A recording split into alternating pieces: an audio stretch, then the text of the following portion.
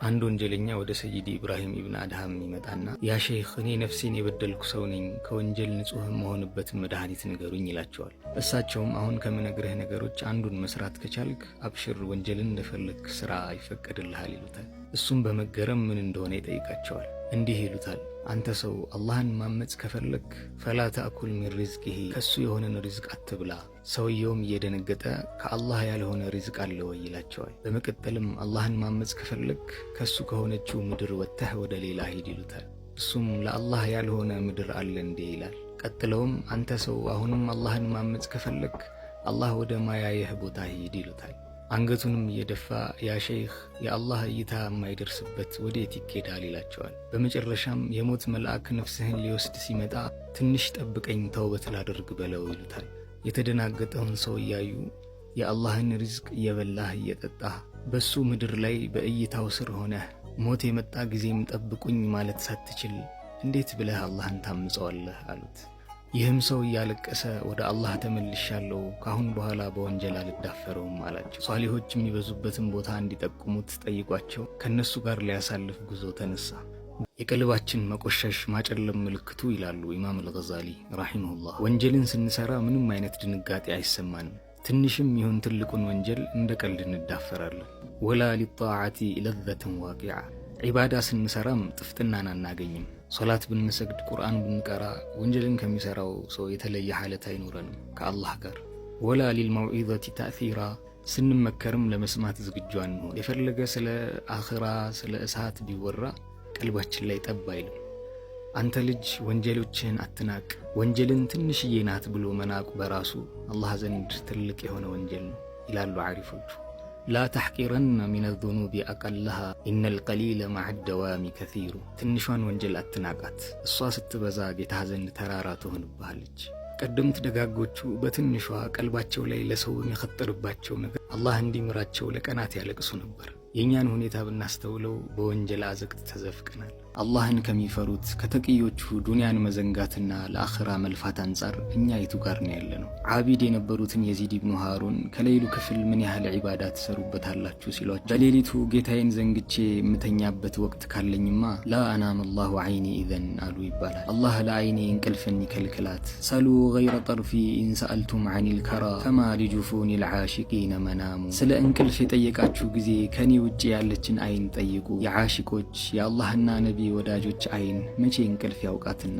አንቺ ነፍሴ ሰዎች እንዲያከብሩሽና ለእዩልኝ የአላህ ሰው የመሰልሽው። ቁሉቡል ቀውሚ መምሉአቱን ቢሑብ፣ የአላህ ሰዎች ቀልብ በሱ ፍቅር እንጂ በሌላ አልተሞላችም።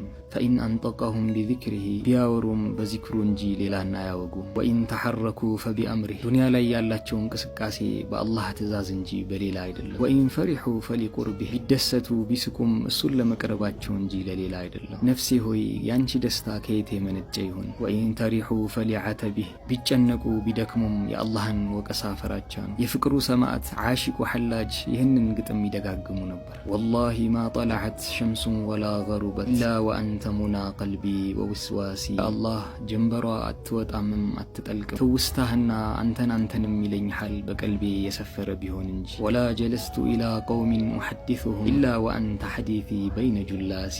ወደ ሰዎችም ተጠግቼ ከነሱ ጋር አላወጋም፣ እማወራውን ሁሉ አንተ ብትሆን እንጂ። ወላ ሀመምቱ ቢሹርቢል ማኢ ሚን ዐጠሽን ኢላ ረአይቱ ኸያለን ሚንከ ፊል ካሲ። ተጠምቼም ወደ ውሃ ጎንበስ አላልኩኝም፣ የናፍቆት ምስልህን በምጠጣው ውሃ ላይ ተንጸባርቆ ብመለከተው እንጂ። ያ አላህ ዓሺቆቹ እኚህ ናቸው።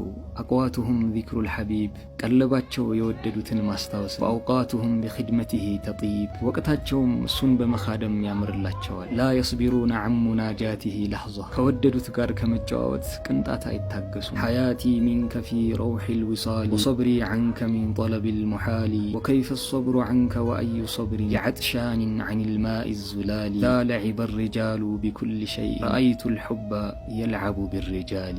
ሰይዱና ዓብዱልቃድር አልጀይላኒ ቀደሰላሁ ሲራህ የአውልያዎቹ ጌጥ እንዲህ ይመክራሉ። አንተ የአላህ ባሪያ ኢዛ ሀጀመ ዐለይከ አልበላ ፈላ ተፍዛዕ፣ አንዳች በላ ችግር የወደቀብህ ጊዜ አትደንግጥ፣ ተስፋ አትቁረጥ። ፈኢነል በላአ ሪሳለቱን ሚነላህ፣ ችግርና አደጋ አላህ ላንተ የሚልከው መልእክት ነው። የቀልብህን ጎዳና የሚያስተካክልበት መልእክት። ወቢሃ የርፈዑ ደረጀተክ እሱ ዘንድ ያለህን ደረጃህን ማንነትህን ከፍ የሚያደርገው በዛች ችግር እንደሆነ አትርሳ። ላ ተቁል ሊማዛ አና ይሄ ችግር በእኔ ለምን ተፈለገ አትበል። ወላ ተቁል ኢላ መታ እስከ መቼ ነውስ መቸገሬ ብለህ አታማር። በልቁል ማዛ ዩሪዱ ላሁ ቢ አላህ ከእኔ ምንድን ነው የፈለገው በል። ምን አይነት ባሪያውስ እንደሆንለት ስለፈለገ ነው እነዚህን ነገሮች የደጋገመብ። የችግርን ውስጣዊ ምንነት ያወቀ በውስጡ የአላህ ሉጥፍ እዝነት እንዳለው ይመለከታል። ወመን ዓረፈ ልመንዕ ዓረፈ አነሁ ልዕጣ የመከልከልን ምንነት የተገነዘበ ማጣት በራሱ ማግኘት እንደሆነ ያውቃል። ጭንቀትና ጥበትም ወደ ደስታና የእረፍት ዓለም መግቢያ በራፎች ናቸው። ለአላህ ስትል የተሰበረች ቀልብ አላህ ራሱ ይጠግናታል። ለእርሱ የተዋደቀችም አላህ ከፍ ሳያደርጋት አይቀርም። አላህን ከማይዘነጉት ባሮች ያድርገን። አሚን። አላሁመ ሰሊ ዐላ ዘይኒል ውጁድ